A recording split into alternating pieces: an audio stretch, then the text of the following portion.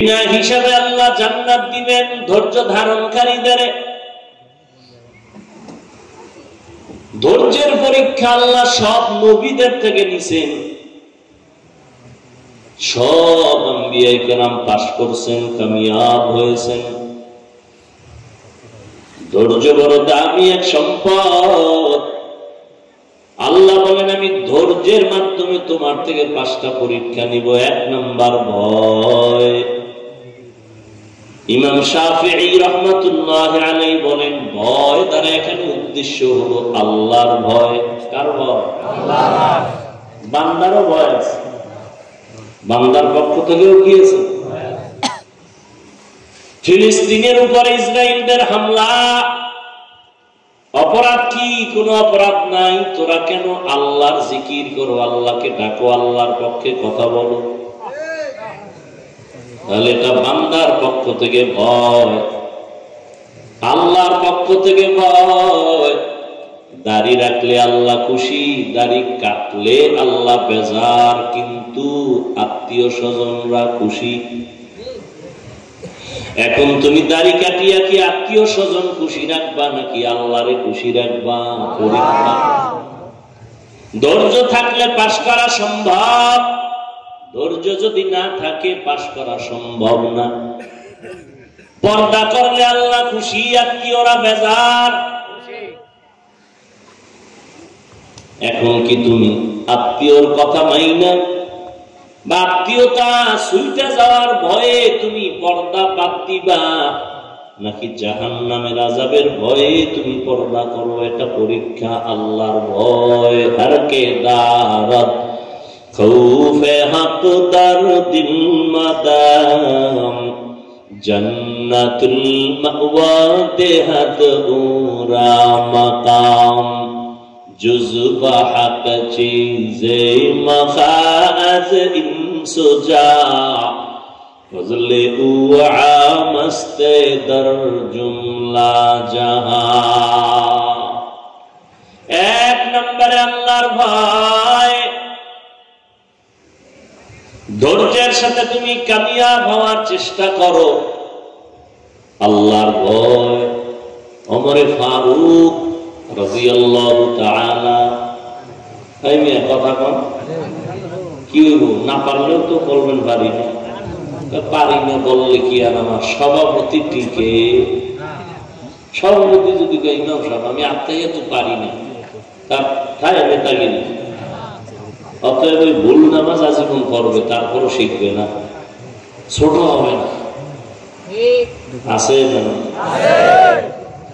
ওমর ফারুক রাদিয়াল্লাহু তাআলা আনহা, পুরুষ একজন সাহাবী, পুরুষ অনেকজনকে বলে সাহাবা। রাদিয়াল্লাহু তাআলা আনহু, মহিলার বেলায় হলো আনহা। ওমর ফারুক রাদিয়াল্লাহু তাআলা আনহু, খেলাফত চলতেছে, ওমরের খেলাফত, রাষ্ট্র পরিচালনা করেন ওমর। এইটারে আমগো বর্তমান ভাষায় বলে রাজনীতি। রাজনীতির অপর পৃষ্ঠায় আছে দুর্নীতি, ঠিক নি? এমন রাজনীতি কোরআনেও নাই। মদিনার নবী রাজনীতি করছে, এটা কোরআনে আছে, এটা হাদিসে আছে, নাই? সুলাইমান নবী গোটা দুনিয়ার রাষ্ট্র পরিচালনা করছেন, রাজনীতি করছেন। সূরা নামলের মধ্যে আল্লাহ ঘটনা বয়ান করছেন, সুলাইমানের রাজনীতি এত কঠিন, জিনেরা পর্যন্ত তার গোলাম। উড়ন্ত পাখি সুলাইমান নবীর গোলাম। গর্তের পিপিলিকা পয়গম্বর সুলাইমানের কথায় চলে, আর আমরা বউয়ের কথায় চলি। বউ যদি দাড়ি কাটো, বলে ঠিক আছে। নেতায় যদি বলে নামাজ এখন লাগবে না, বা লাগবে না। ইউসুফ আলাইহিস সালাম মিশরের অর্থমন্ত্রীর দায়িত্ব পালন করেছেন। মিশরের মধ্যে কঠিন থেকে কঠিন, কঠিন থেকে কঠিন, কঠিন থেকে কঠিন দুর্ভিক্ষ 7 বছর।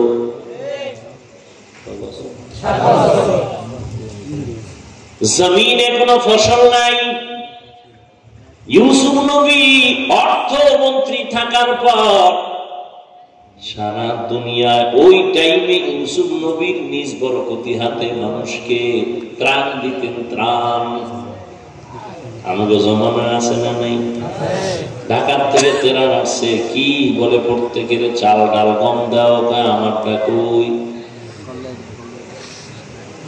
টনে টনে চাল গম আসে, ত্রাণ আসে, সব যাদের দেওয়ার হক এদের কাছে যায় না। ওমরে ফারুকের সময় গোটা মদিনা থরথর করে কাঁপে গোটা মানুষ। আম্মা জান মাইয়ারে কয়, বাজারে যাও, প্রতিদিন গাভীর দুধ বিক্রি করে ওদিয়া সংসার চলে, কালকে থেকে পানি বেশি দিয়া নিবি। কি দিয়া? দুধের মধ্যে পানি দিয়া নিবি। মা কয়, মেয়েকে বাজারে যাবি, দুধের মধ্যে পানি বেশি দিবি। আল্লাহর কুদরত। গোপনে ওমরে ফারুক রাতের বেলা মানুষের বাড়ির চারপাশে ঘুরে কার কি হালাত, মহিলা মাকে মেয়েকে বলে, ওমর শুনতেছে, জানে না ওমর কই আছে। ছদ্মবেশে ওমর ঘুরে সারা রাত, মানুষের বাড়ির ঘুরে ঘুরে খবর নেয় গোপনে কি হালাত, কার ভয়। মা বলে, কন্যা সন্তান, বাজারে দুধ বিক্রি করতে নিয়েও পানি বেশি দিও। এটা সম্ভব না, ওমর জানলে চামড়া থাকবে। মা বলে, ওমরে কি দেখবে নি? ওমর কো, ওমর কো? মেয়ে বলে, মা ওমর দেখবেনি। আরে মা বলে, ওমর দেখবেনি। মেয়ে বলে, ওমর যদিও দেখবে না, ওমরের আল্লাহ তো দেখবে। हर के दारत खौफे हक दर दिल मदार जन्नतुल मअवा देहात गोरा मकाम। আল্লাহ ভয়ের পরীক্ষা নিবেন, জাহান্নামের ভয়। গুনাহ করো নাকি গুনাহ ছাড়ো, এটা তোমার পরীক্ষা। আম্মা মান খাফা মাকাম রাব্বিহি ওয়া নাহান নাফসা আনিল হাওয়া ফাইন্নাল জান্নাতা হিয়াল মাওয়া। আল্লাহ বলেন, কিয়ামতের দিন আমার দরবারে দাঁড়াইয়া হিসাব দেওয়ার ভয় যারা গুনাহ ছাড়বে, আমি আল্লাহ ওয়াদা দিলাম তার ঠিকানা জান্নাতুল মাওয়া। সুবহানাল্লাহ। খুব ভাবে আছেন না? আতিনা ফি দারে দুনিয়া, ওই যে দরজার কথা বলতেছিলাম, একদল আইয়ে উঠে গেছে, কি নাই? আর একদল কইছে এরা উঠবে উঠবে, বা পাশ, এরা পাশ, দরজে পাশ, এরা জুতো রেডি করতেছে। এই ফাঁকে ফাঁকে উঠতেছে, এই ফাঁস। আপনি যে বয়ান করবেন আমরা জানি, জায়গা বাসায় গিয়ে মোবাইলের হকটা আদায় করি। বউয়ের হক, সন্তানের হক তো আদায় করা সম্ভব না, তো মোবাইলেরটা আদায় করি। সারা রাত মোবাইল দিয়ে রাত কাটায়, কবিরা গুনাহ করে, তাকায় তাকায় মোবাইলের হক আদায় করে। স্ত্রীর হক, সন্তানের হকের খবর নাই। ঘরটা জাহান্নাম বানায় রাখছে। ওই ঘরের গার্ডিয়ান বাবা, ওই ঘরের উপযুক্ত সন্তান মেয়ে ছেলেরা মোবাইল হাতে নিয়ে ঘরটারে জাহান্নাম বানায় রাখছে। তুফানের পানি তোমার ঘরে ডুববে না তো বলো কার ঘরে ডুববে? তুমি যে পরিমাণ আকাম করো, এই পরিমাণ আকামের যদি ভিড়া শুরু হয়, তোমার তো জিন্দেগি থাকবে না। তোমার ঘরে মেয়ে ছেলে কি পরিমাণ অপরাধ করে, তুমি কি পরিমাণ অপরাধ করো তোমার বিবি করে খবর নেই। আজান হয় নামাজে মুসল্লি নাই, এলাকার মুসল্লি যদি মসজিদে যায় জায়গা হয় না, জুমার সময় মানুষ বসার জায়গা নাই, জোহরেও ফজরেও মসজিদ খালি, আসরেও মসজিদ খালি। এরা সব ঢাকার থেকে আসে, আবার জুমা বইরা ঢাকায় চলে যায়। ওমরে ফারুক কথাটা শুনলেন আর শুকর আদায় করলেন, মালিক আমার রাষ্ট্র পরিচালনার ক্ষেত্রে আমি কামিয়াবির দরজায় আছি, কারণ আল্লাহর ভয় আমার প্রজাদের অন্তরে আছে। আল্লাহর ভয় যতদিন উম্মতের অন্তরে না থাকবে, সরকার কেন, সারা দুনিয়ার প্রশাসন কেন মানুষ লাইনে রাখতে পারবে? সম্ভব না। এই জন্য আল্লাহর ভয় অন্তরে জমা করে নেয়। ভয়, আল্লাহর ভয়ের নাম তাকওয়া। ভয়ের নাম কি? তাকওয়া।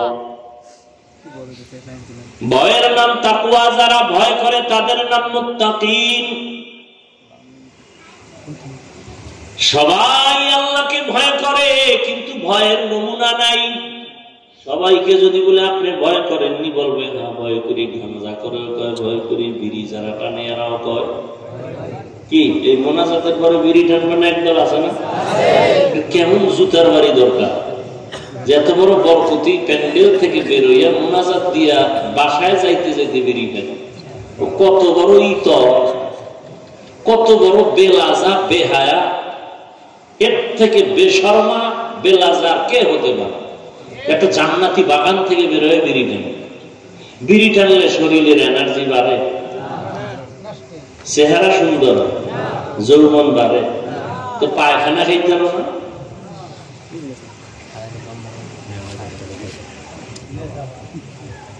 ও বেহায়া, ও নির্লজ্জ, কোরআনের বাগান থেকে মোনাজাত দিয়ে বের হয় বিড়িটা ধরাও, ভয় লাগে না?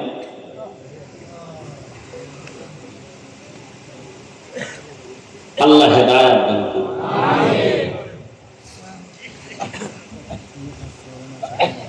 ভাইরা আমার, আল্লাহর আযাবের ভয়ের নাম তাকওয়া। সবাই আল্লাহকে ভয় করে, নমুনা কি? মোনাজাতের ঘরে বিড়ি কি? তাকওয়া। এই জন্য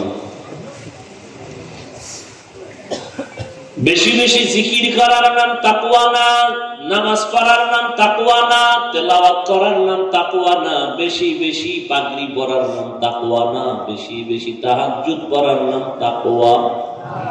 তাকওয়া মানে হলো গুনাহ থেকে বেঁচে থাকার নাম তাকওয়া।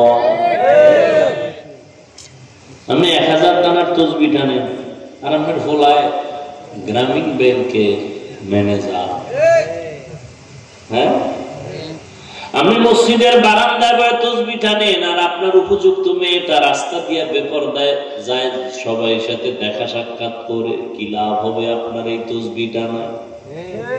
এজন্য বেশি বেশি ইবাদত করার নাম তাকওয়া না, গুনাহ থেকে বেঁচে থাকার নাম হলো তাকওয়া। এজন্যই তো আমাদের মুরব্বীরা বলে, নেক আমল করতে পারো বা না পারো, গুনাহ করবা না, এর নাম তাকওয়া। নেক আমল করতে পারি বা না পারি, কি করব না, এর নাম তাকওয়া। কারো গুণগান করতে পারি বা না পারি, কারো বদনাম করব না। কারো উপকার করতে পারি বা না পারি, কারো ক্ষতি হুয়াতে নে কি নাদারি বদমকুন বরওজুদে খুদ সতম বেহদ মকুন হক নাদারত দোস্তে খলকা জারেরা নিস্তে ই খসলত একে দিনদারেরা। 5টা জিনিসের মাধ্যমে আল্লাহ পরীক্ষা নিবেন। 1 নম্বরে কি গেছে, ভুলে গেছে, দেখছেন? 1 নম্বরে কি? আল্লাহ পরীক্ষা নেবেন 5টা জিনিসের মাধ্যমে। 1 নাম্বার হলো আল্লাহর ভয়। পাশ করার জন্য একটা পুঁজি লাগবে কি?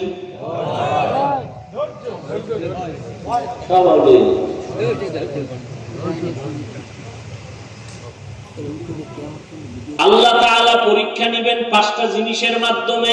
এই 5টা জিনিসের পরীক্ষায় পাশ করতে হলে একটা জিনিস লাগবে, ধৈর্য। ধৈর্য ছাড়া পাশ করা যাবে না। তবে পরীক্ষা নেবেন কয় সাবজেক্টে? 1 নাম্বার হলো আল্লাহর ভয়। আল্লাহর ভয় অন্তরে জমা করো। ভয়ের নাম তাকওয়া। বেশি বেশি ইবাদত করার নাম তাকওয়া। কি নাম তাকওয়া?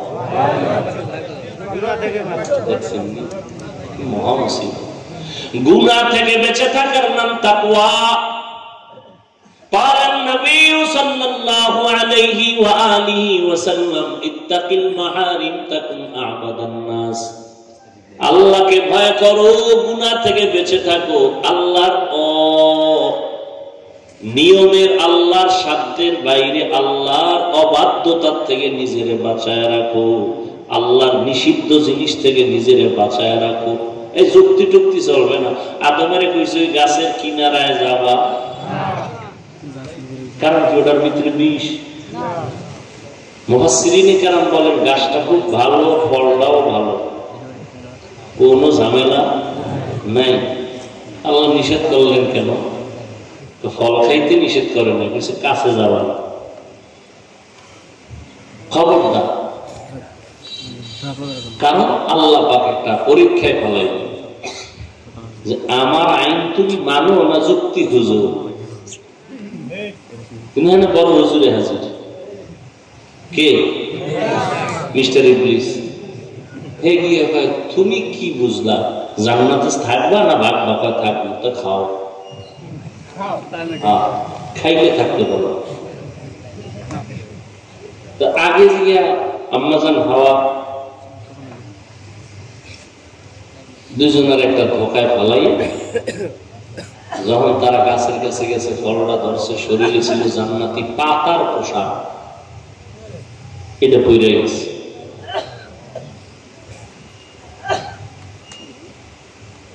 আল্লাহ একটা বিধান কায়েম করলেন, সব খাও, হালাল হালাল হালাল খাও, যা পাও খাও, যা পাও খাও। তবে একটু খবরদার, খুঁজবা আমার কোন খাওয়ার ক্ষেত্রে নিষেধাজ্ঞা আসেনি, খুঁজবা না যুক্তি।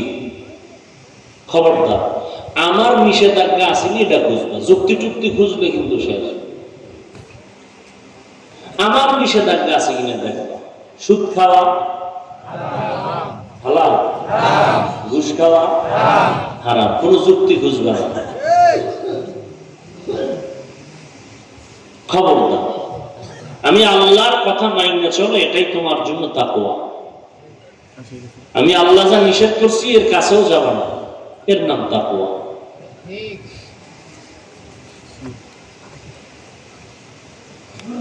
আল্লাহর ভয় অন্তরে জমা করে গুনাহ থেকে নিজেরে বাঁচাও, এর নাম তাকওয়া।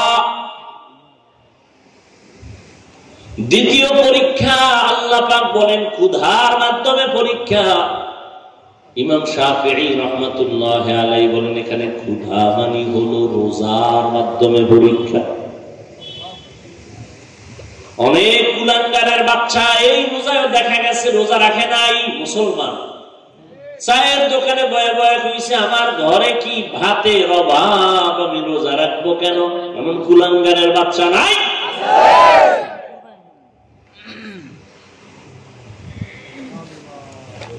আমরা কি ভাতের অভাবে রোজা রাখছি? রোজা তো হিন্দুরাও রাখে, খ্রিস্টানেরাও রাখে, ইহুদিরাও রাখে, বৌদ্ধরাও রাখে। দোষটা আমাকে কেন? সারা দুনিয়ার সব ধর্মের রোজার নিয়ম আছে, সিস্টেম আলাদা, নাম আলাদা। ওদের মধ্যে এক কথা, ওরা না খাওয়ার সাধনা করে, এটার নাম রোজা। না খাওয়ার সাধনা। কোন কোন ধর্মে এমন আইন আছে না খাইয়া সাধনা করতে করতে মর, জান্নাত বিনা হিসাব। আমগো ধর্মে না খাওয়ার সাধনা না, বরং আমাদের ভেতরে না খাওয়ার মাধ্যমে আমার আল্লাহ পাওয়ার সাধনা।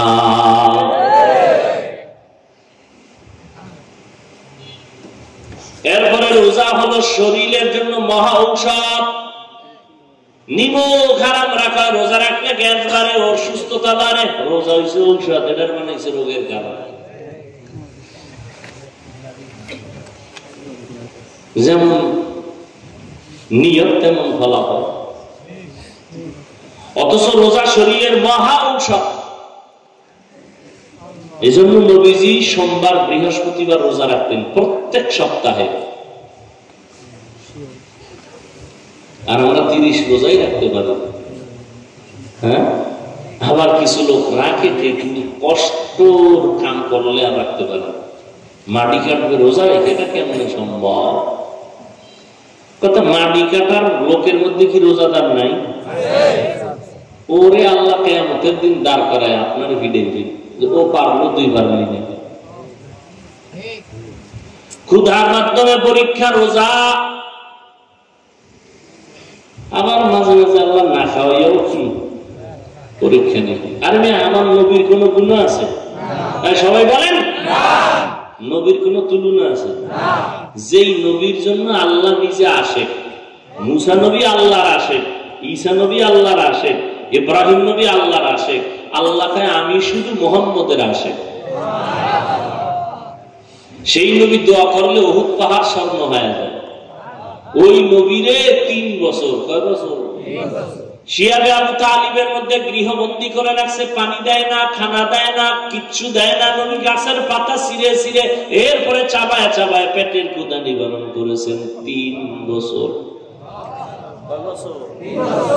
हर के दारब खौफे हक दर दिल मदाम जन्नतुल महवा देहत उरा मकाम।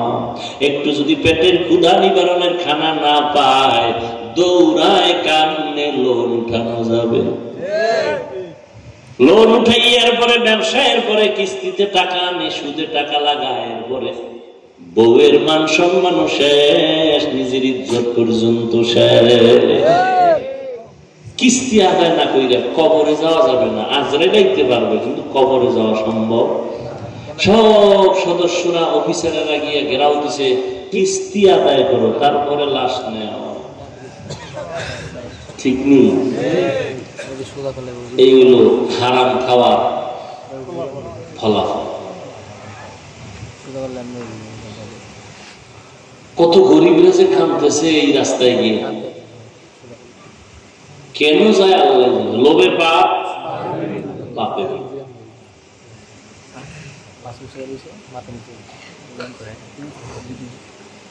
বেশি টাকা না হইলে চলা যায় না। আমরা হুজুরেরা সবাই মরে যেত। করোনার মধ্যে সব মরছে, হুজুরেরা কেউ মরে নাই। মরছে? স্কুল বন্ধ, কলেজ বন্ধ, চাকরি বন্ধ, ব্যবসা বন্ধ, ট্রেন বন্ধ, বাস বন্ধ, সব কিছু বন্ধ, একটা মাদ্রাসাও বন্ধ হয়নি। আল্লাহ থাপ্পড় দিয়ে দেখাই দিছে, দেখ আমি আল্লাহ কি পারি। তুমি করোনার কারণে মাস্ক লাগাইছো, ট্রিপল মাস্ক। কয়টা? 3টা। এর মধ্যে পকেটের ভিতরে আবার হাত ধোয়ার মেডিসিন, ফাঁকে ফাঁকে উড়ে আর হাত ধোয়, খালি হাত ধোয়, খালি হাত ধোয়। আমরা যা জীবন চিনলেছি, খানার আগে হাত দিয়ে খানা খাবি, নবীর সুন্নত অকানে ঢুকে নেই। এখন পুলিশ যখন ব্যাত লইয়া নামছে, হাত ধো নাইলে করোনা করোনা। এখন আমারও 2 বেননি।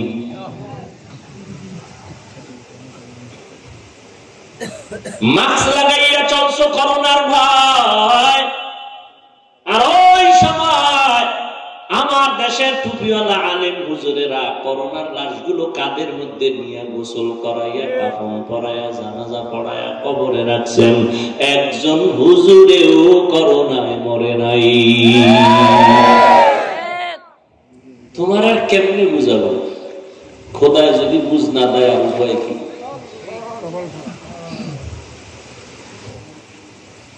তুমি 50,000 1 লাখ টাকা কামাই কইরাও তোমার মাথায় চুল নাই, বউয়ের সাথে রাগ, ঘরে গেলে উল্টা পাল্টা ব্যবহার। ঠিক নেই? আর একজন ইমাম সাহেবের বেতন মাত্র 5,000, 6,000, সর্বোচ্চ 10,000, 6 মাস বাকি। ঠিক নেই? তোমার ঘরে পেট কম, হুজুরের ঘরে খানেওয়ালা পেট। কথা বলেন, আর ভাই সত্য কথাটা বলেন। তোমার ঘরের খানার সংখ্যা কেন কম? তুমি ট্যাবলেট খেয়ে কমাইছো। ছেলে হোক মেয়ে হোক দুটোর বেশি না, একটা হলে ভালো হয়, না হইলে আরো ভালো। আর হুজুরেরা নবীর হাদিস কইরা কয়, ওই বাড়ির মাইয়া বিয়া করবি যেই বাড়ির বংশে সন্তান বেশি। কিয়ামতের দিন আমি মুহাম্মদ অন্য নবীর উম্মতের তুলনায় আমি মুহাম্মদ বেশি উম্মতের সংখ্যা নিয়ে গর্ব করে জান্নাতে ঢুকবো। নবী কয় উম্মত বাড়াও, তুমি ট্যাবলেট খাইয়া কমাও। নবীর সাথে একটা যুদ্ধ করতেছো না? এরপর কি কমাইতে পারছে? পারছে? এই ট্যাবলেট খেয়া আমাদের দেশের সংখ্যা কমছে না, কিছু বাড়ছে। তো তোমরা ট্যাবলেট করো, বাতাসে গেছে। আচ্ছা, এই ট্যাবলেট খায় কেন? এ নিয়ে আবার আলোচনা করলে আবার আলাদা একটা সময়। এই ট্যাবলেট কিন্তু আবিষ্কার করছে বেঈমানেরা। কারা? কিন্তু আরো আশ্চর্য, এখানে শিক্ষিত যারা আছে বুঝে নাও, ভালো করে খুঁজো। এই ট্যাবলেট পৃথিবীর কোন বেঈমানরা খায় না, বানাইছে বেঈমানরা, খাওয়ায় মুসলমান, মানে সংখ্যা কমাইব। অথচ বেঈমানের ঘরে বউ বেশি, সন্তানও। এই শিক্ষিত যারা খবর নাও, ইতিহাস পড়ো, রবীন্দ্রনাথের বউ সন্তান অনেক বেশি। পৃথিবীতে সব বেঈমানদের ঘরে ঘরে বউ বেশি, সন্তানও কি? ওরা ট্যাবলেট বাইর করছে কেন? ওরা খায় না কেউ, ওগো সন্তান বেশি কেন? ওগো টার্গেট একটা, মুসলমানের সংখ্যা কমাতে হবে। আল্লাহ কয় আমার লাগে ভাল্লা দিবি। যত ট্যাবলেট খাইছে সংখ্যা কমছে না বাড়ছে? আল্লাহর সাথে ভাল্লা দিয়ে পারছে? কোনদিন সম্ভব না। বান্দা চাইলে কিছুই হয় না, আল্লাহ চাইলে সব হয়। আচ্ছা, 2 সন্তানের মা বাবা গরিব আছে? হ্যাঁ? 10 সন্তানের মা বাবা ধনী আছে? তুমি কোন যুক্তিতে বলো সন্তান বেশি হলে না খাইয়ে মরবে? খাওয়ায়া না খায়া থাকা, খাইয়া থাকা, এটা সংখ্যার উপরে, মানুষের জনসংখ্যার উপরে নির্ভর না। এই জন্য রিজিকের চাবিটা আল্লাহ রেখে দিছে। এটা সরকারের হাতে দিছে। সরকারের হাতে যদি চাবিটা দিয়েই দিত, আমরা হুজুরকে কত আগে না খাওয়াই মাইরে বলাইতো। চাবিটা কার দ্বারা? এই জন্য সবটি না খাইয়ে মরছে করোনায়, হুজুরেরা মরে নাই। ডান হাতে 50, টেবিলের তলে বাম হাতে 50, চারিদিকে টাকা টাকা টাকা, ধাম করে দুর্নীতি দমন কমিশনের চিঠি, দুদকের চিঠি, নজর লেগে গেছে। হুজুরকে টাকা শতবার হালাল, কোন ভেজাল নাই। মানুষ আমাকে হাতিয়ে দেয়, মানুষ আমাদেরকে দামি জিনিস খাওয়ায়। আমরা টেলিফোন করছি, এইটা দাও এইটা দাও বলছি, খাওয়াইছে ভালো একটা টাটকা খাওয়া, তাজা। হুজুর এটি কোনো ফ্রিজেও নেই, ডাইরেক্ট আইনে দিছে। এরপরে হাতিয়ে দিছে আবার মা হোসাই হুজুর, যেইভাবে খেদমত করা দরকার ওইভাবে তোমারে কয়নি কেউ।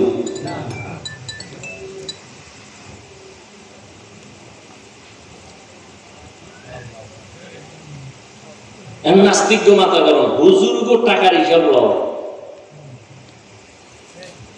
মানে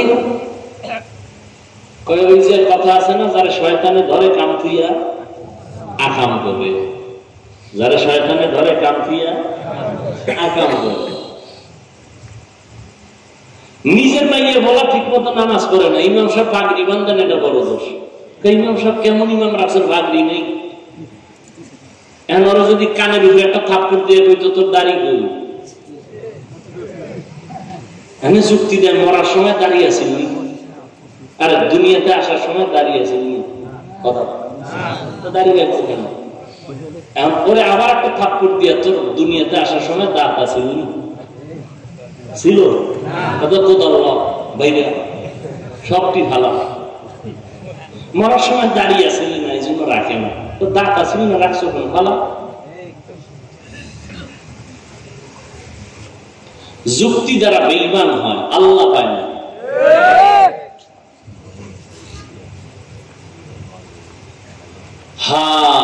কয় জিনিসের দ্বারা পরীক্ষা? এক নাম্বার কয় না 2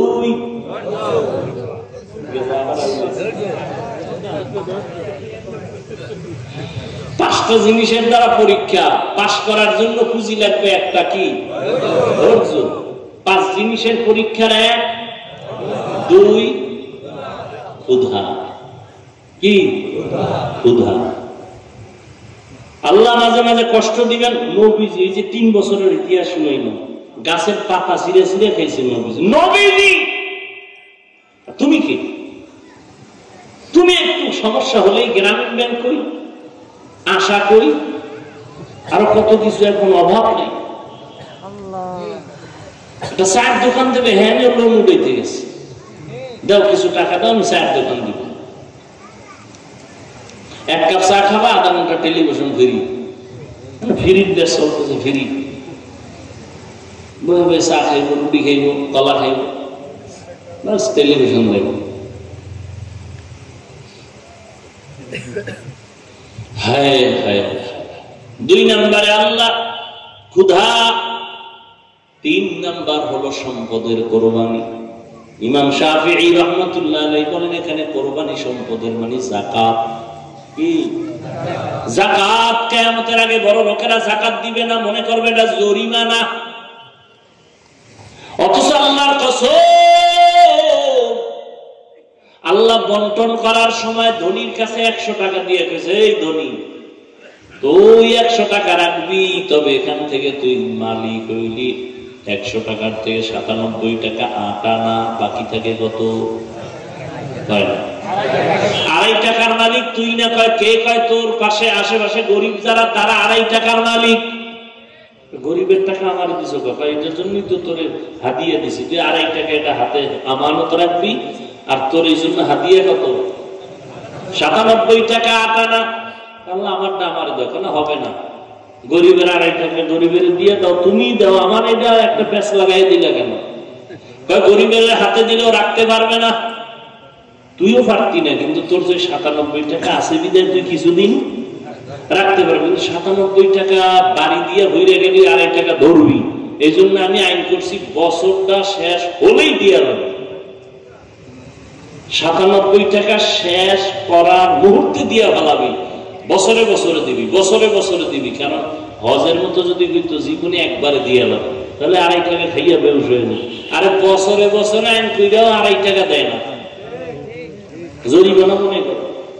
আর সাইনবোর্ড লাগায় সরকার সারা দেশে, দারিদ্র বিমোচন করো, দারিদ্র বিমোচন করো। আল্লাহর কসম, আল্লাহর কসম, আল্লাহর কসম, যতদিন পর্যন্ত ধনীরা ঠিক মতো যাকাত দিবে না, ততদিন পর্যন্ত দারিদ্র বিমোচন হবে না।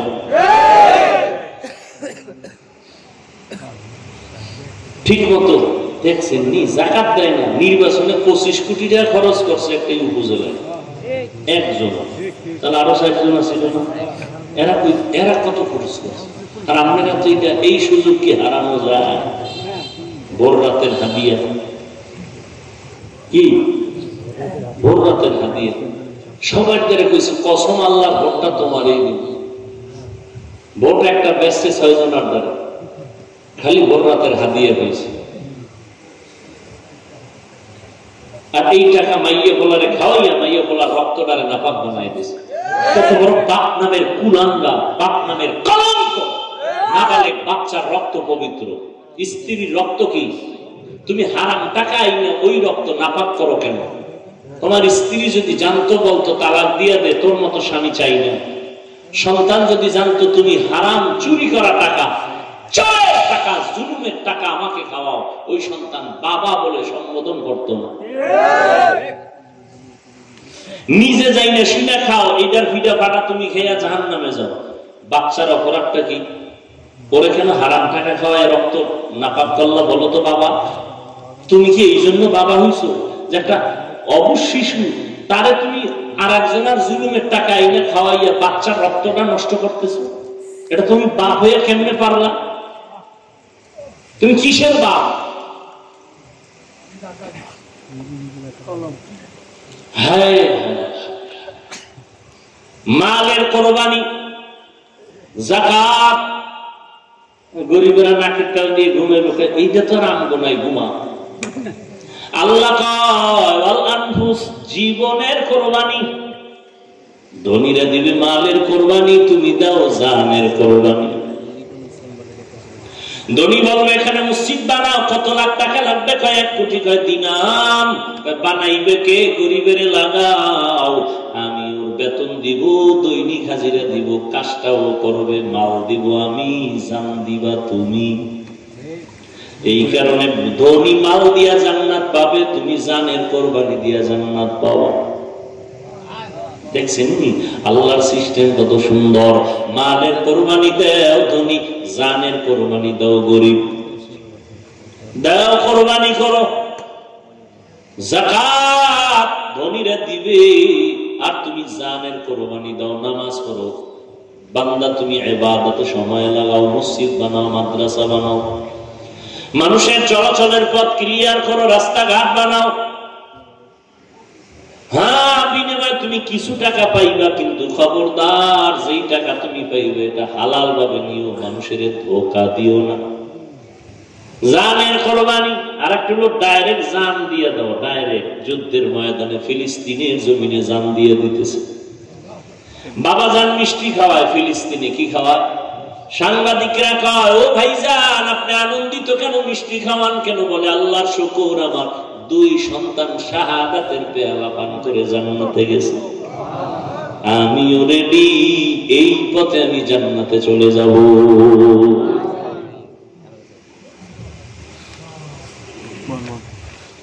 ও আল্লাহর বান্দারা, হারাম খাইয়া রক্ত টানে নাপাক বানায় না, ঘরের বাচ্চাটার রক্ত নাপাক বানায় না, স্ত্রীর রক্ত নাপাক বানায় না। তবে এই ক্ষেত্রে আম্মা জানেন একটু যদি সতর্ক হইতেন, এরে আম্মা জান, একটু যদি আপনারা সতর্ক হইতেন, আপনার স্বামী বেচারা কয় টাকা মাসে কামাই করে, বেতন পায় 20,000, বা মানুষের বাড়ি কাজ করিয়া পায় মাসে 10,000, আপনি 12,000 টাকা যখন নিয়ে আসবে, সাথে সাথে দইরা ভালো হইবেন 2,000 বেশি কেন? স্বামী বলবে এমনি এমনি নিয়ে এসি, মাইনে নিলাম, পরের মাসে আবার যদি দেয় 11,000, 1,000 বেশি কেন? এই স্বামী, তোমার হালাল টাকা যা তা নিয়ে আসবা, খবরদার উল্টা পাল্টা যেন না হয়। একজন স্ত্রী যদি স্বামীরে বুঝায়, ওই ঘরে কোনোদিন হারাম টাকা ঢুকবে না।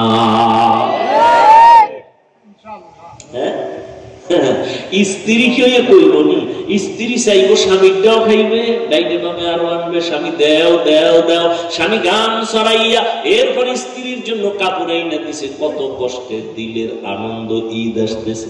এমনও আল্লাহর বান্দি আছে, স্বামীর চোখের সামনে ওটা ফালায় দিয়ে এটা একটা কাপড় হইল, কলা পাতা কিনতে থাকা অকৃতজ্ঞ না। হ্যাঁ, আবু বকর সিদ্দিক রাদিয়াল্লাহু তাআলা, কষ্ট হইতেছে? কষ্ট আমার, আমরা যে কুত্তার মতো দৌড়ে, কুত্তা এরকম দৌড়ায় না। আপনি সারা জীবনের কষ্ট, আর আমাদের এক রাতের কষ্ট।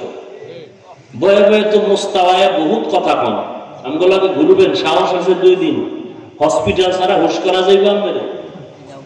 কালকে বয়ান করছি তালতলি, আবার ঢাকা গেছি, আবার সেখান থেকে এসে আবার ঢাকা, এরপরে 2 ঘন্টা চিল্লানো। কি ভাবছেন কি? একবারে বলে চোর ঢুকছে, চোর রাতের বেলা, টের পেয়ে একটা চোরকে চিল্লানি দিয়া এবার মানুষের খুঁজতে যাইব, বেরোইব। সারাটা রাত্র দরজা দুইটা ধাক্কাইছে, সকালবেলা আলোতে দেখেছে দরজা পাইনে, জানলা দুইটা ঢেলছে, এক সিকিউরিটি সামদিয়া হয়ে গেছে। আর আমাদের এক একটা চিৎকারের কারণে শরীরের 360টা জোড়ার মধ্যে আঘাত। কোন ডাক্তার আমাদের ঔষধ দেয় না, চিকিৎসা দেয় না, তোমরা রেস্টে থাকো না, ঠিক মতো ঔষধ খাও না, কি চিকিৎসা করো? আমি বললাম ডাক্তার দিলে দাও, না দেও, আমরা তোমাদের ঔষধে চলি না, আল্লাহর রহমতে চলি। 12টা মাস ফজরের পরে, জোহরের পরে, আসরের পরে, মাগরিবের পরে, ফজরের পরে খালি একটু সময়। আপনারা তো খুব কষ্ট পান, আইলো আর গেল। আরে আপনি যারা দাওয়াত দেয় এরা কি কয় জানেননি? মাত্র গিয়ে খালি মোনাজাতটা দিয়ে আইয়ে বইলেন, তারপরে যাইবেন। উদ্দেশ্য কিছু টাকা পয়সা তো হইব, কালেকশন হইব, লোকজন আইব, আপনার অস্ত্র লাগবে না।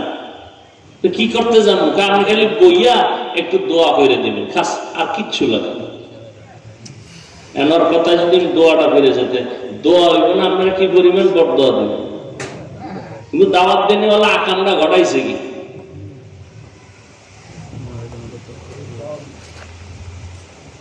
এই যে বয়ান লেখা সব আমার মোবাইলে ডায়েরিতে লেখা।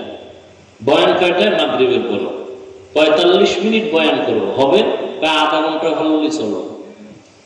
এটাও লিখছি, মোবাইলেও লিখছি, ডায়েরিতেও লিখছি। মাগরিব থেকে আধা ঘন্টা বয়ানের টাইম লেখা।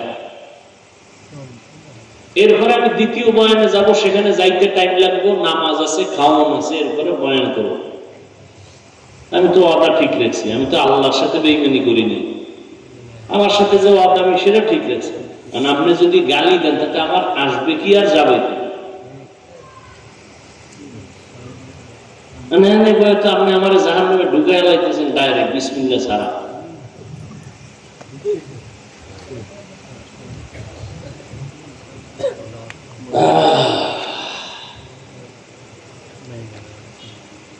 আবু বকর সিদ্দিক রাদিয়াল্লাহু তাআলা আনহু তিনি খেলাফতের দায়িত্ব, রাষ্ট্র পরিচালনা করেন। একদিন বিবি কয়, আমার মিষ্টি খাইতে মনে চায়। পুরা রাষ্ট্র কার হাতে? আর কথা হয়, বিবি কি চায়?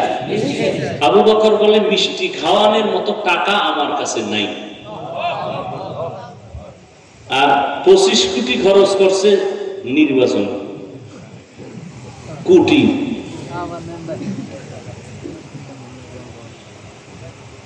কিছুদিন পরে স্ত্রী কিছু টাকা দিয়ে কয়, নেন, আপনার টাকা লাগবে না, এই টাকা দিয়ে মিষ্টি দেন।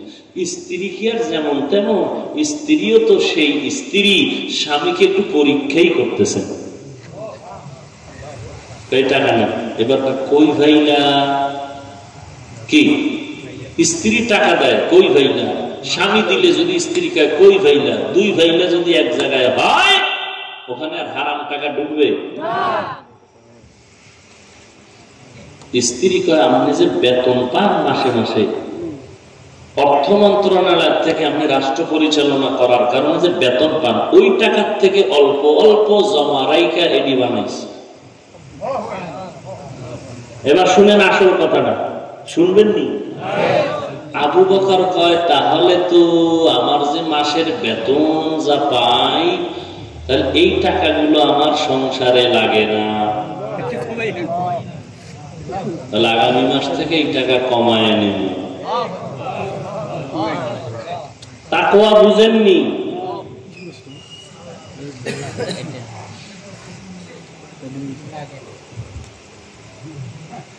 তাকওয়া বড় কঠিন জিনিস। হ্যাঁ হ্যাঁ, কয় জিনিসের দ্বারা পরীক্ষা? কয় নাম্বার চলে?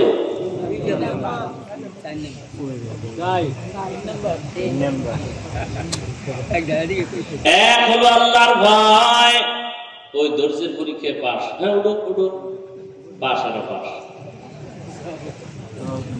যারা পাস আর উঠেন।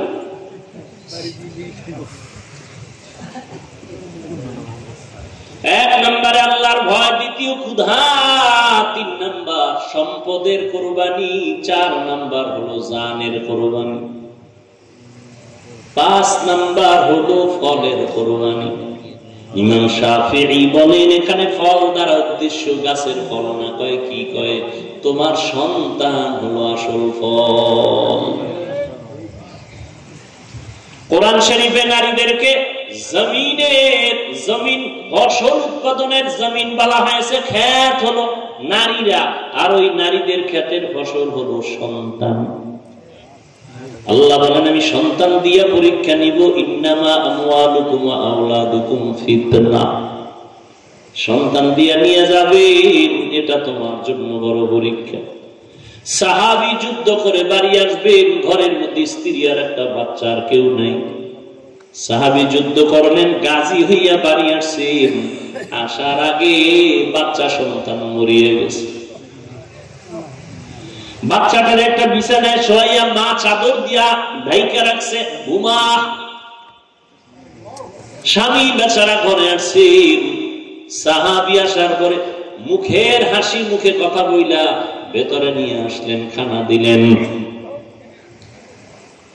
মনটা বেজার করে না, স্বামী জানি পেরেশানি করে। খাইতে বেয়া কয় আমার বাচ্চা কয়, স্ত্রী কয় ঘুমায়। আর আমগো আম্মা জানে না কি হলো, হুদা জায়গায় একটা টেলিফোন করে একটা পেরেশানি দিয়ে তুই স্বামীর, কই গেছো মুখ জায়গায়, কয় হ্যাঁ আগুন লাগবে লাগবে বাবাইও লাগে না, লাগবো। বয়ে বয়ে দুনিয়ার কাম করে, স্বামী যখন আইছে বিছনায় ঘুরে গেছে, কি ও কয় অসুস্থ, কয় পানি কে লইয়া খাও। আর এর আগে আড্ডা দিছে বয়ে বয়ে, ওই বাড়ি এই বাড়ি, হিজরত করছে, গাছতে গেছে তাবলীগের মতো গাছতে। আর স্বামী যখন আইছে শীত কঠন হয়ে গেছে, কি ও কয় অসুস্থ, পানি কে লইয়া খাও, খাওয়া কে লইয়া খাও। আর সাহাবীর স্ত্রী বলে না সন্তান মরে গেছে, স্বামী বেচারা যুদ্ধ পরিচালনা করে আছে, পেরেশানি দেওয়া যাবে না, ঘুমায় ঘুমায়। তো বাবাই শুনতে পারছেন ঘুমায়, টেনশন আছে? কোনো টেনশন নাই। এইভাবে রাত কাটাইছেন, ফজরের আজান হয়ে গেল, স্বামী নামাজ পড়লো, বিবিও পড়লো। নামাজের পর স্ত্রী ডাক দিয়া কয়, স্বামী মনটা ভালো নি, কয় ভালো, একটা কথা বলবো, শুনবেন নি? শুনবো। মনে কষ্ট নেবেন নি? নিব না। বলে কেউ যদি আপনার কাছে কোন জিনিস আমানত রাখে, রাখবেন নি? বলে রাখবো। টাইম মতো চাইলে দিবেন নি? কয় দিব। কয় দিতে গিয়া মনে কষ্ট পাবেন নি? কয় পাবো না। স্ত্রী ডাক দিয়া কয়, স্বামী আমার, আল্লাহ দেওয়া সন্তান আমাদের কাছে ছিল আমানত, গতকাল আমার সন্তান আল্লাহ নিয়ে নিয়েছেন, আল্লাহর সন্তান আল্লাহ নিয়ে নিছেন। এই কথাটা বলতে না বলতে স্বামী একটা চিৎকার দিয়ে বসে পড়ে গেল। বসে আসার পরে বলে, ও বিবি, আল্লাহ সন্তান দিছেন, নিয়ে গেছেন, এ নিয়ে আমার কোনো প্রশ্ন নাই, দুঃখ নাই, কিন্তু আমি আশ্চর্য হয়ে গেলাম, তুমি একটা নারী হইয়া এই পরিমাণ ধৈর্য ধারণ কেমনে করেছো? আমার নিশ্চিত হয়ে গেছে, আমি নিশ্চিন্ত হয়ে গেলাম, নিশ্চিত জেনে ফেলেছি, কোরআনের আইন অনুযায়ী তুমি সাবিরিনদের কাতারে আসছো, বিনা হিসাবে জান্নাত পাবা। আমারে ওয়াদা দেও, আমারে নিয়ে যাইবানি। কেমন বিবি পাইলা, কেমন বিবি স্বামী পাইলা, কেমন সন্তান? নিমক হারাম কপাল পরারে কেমনে বুঝাই? স্বামী আর স্ত্রী দুইজন ছাড়া আর কেউ নাই, নতুন বিয়া, দুইজনের খাওন কোন রকম চলে, একরকম চলে, বুঝেন? যখনই আল্লাহ একটা সন্তান দিছে, রিজিকের বরকত বেড়ে গেছে। কি রিজিকের বরকত বেড়ে গেল, সন্তান আর একটা হয়েছে, রিজিক আরো। বুঝেন বুঝেন, দুইজন ছিলেন তখন টান টান ছিল না, খাওয়ান দাওয়ান, সন্তান একটা বাড়ছে, টান বাড়ছে, আরো বড় শুরু হয়ে গেছে খাওয়ান, ঠিক না? বরকত বাড়ছে, সন্তান আরো বাড়ছে, আরো বরকত শুরু। কি আল্লাহ পাকের আইন, লা তাকতুলু আওলাদাকুম খাশিয়াতা ইমলাক, নাহনু নারযুকুহুম ওয়া ইয়াকুম। এই সন্তানের বাবারা, সন্তানকে হত্যা করিও না রিজিকের ভয়, কারণ আমি ওদের রিজিক দেই, তারপরে তোমাকে দেই। ওদের দেই, তারপরে তোমাকে দেই। তোমরা ওদের কারণে খাও, তোমার কারণে ও খায় না। এই মেজবান, মেজবান তো বুঝেন, মেহমান দেখা মনে কষ্ট নিবি না। মেহমান তোরটা খায় না, ওর কপালে যেটা বরাদ্দ ওইটা খায়। ধৈর্য না থাকলে কোনোদিন পাশ করা যাবে না। ইবাদতের বেলায় ধৈর্য, মুসিবতের বেলায় ধৈর্য, গুনাহের বেলায় ধৈর্য, তৈরি হয়ে যাও। আমার নবী ধৈর্যের পাহাড় হয়ে গেলেন। ইব্রাহিম নবী সন্তানের জবাই দিতে গিয়ে ধৈর্যের পাহাড় হয়ে গেলেন।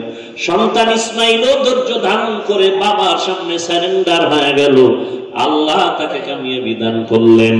অতএব হাজেরা নবীর স্ত্রী, ইসমাইল নবীর মা যখন জঙ্গলে মক্কার কিনারায় রেখে আসছেন, হাজেরা শুনছে আল্লাহর অর্ডার, কয় স্বামী আর কোনো দুঃখ নাই, আল্লাহ যাতে রাজি আমি হাজেরাও তাতে রাজি। এইভাবে জীবনটা চালাতে হবে ধৈর্যের সাথে। আল্লাহর কাছে তওবা করেন যাদের ধৈর্য নাই, আমরা ধৈর্য ধারণকারী। ও আল্লাহ আমাদের ধৈর্য ধারণকারীদের অন্তর্ভুক্ত বানায় দাও। ও আল্লাহ যত পরীক্ষা করো বা পাশ করার তৌফিক আমাদের দান করো। আয় আল্লাহ গুনাহমুক্ত বানায় দাও। আয় আল্লাহ তোমার ভয় নিয়ে গুনাহ থেকে বাঁচার তৌফিক দান করো। আমিন। আলহামদুলিল্লাহি রাব্বিল আলামিন। والصلاة والسلام على سيد الأنبياء والمرسلين وعلى آله وأصحابه أجمعين يا أرحم الراحمين يا أرحم الراحمين يا أرحم الراحمين رب ارحمهما كما ربياني صغيرا। ও দয়ার মালিক, আমরা গুনার বোঝা নিয়ে হাত তুলেছি, মেহেরবানি করে আমাদের সকলের সমস্ত গুনাহগুলো মাফ করে দেন আল্লাহ।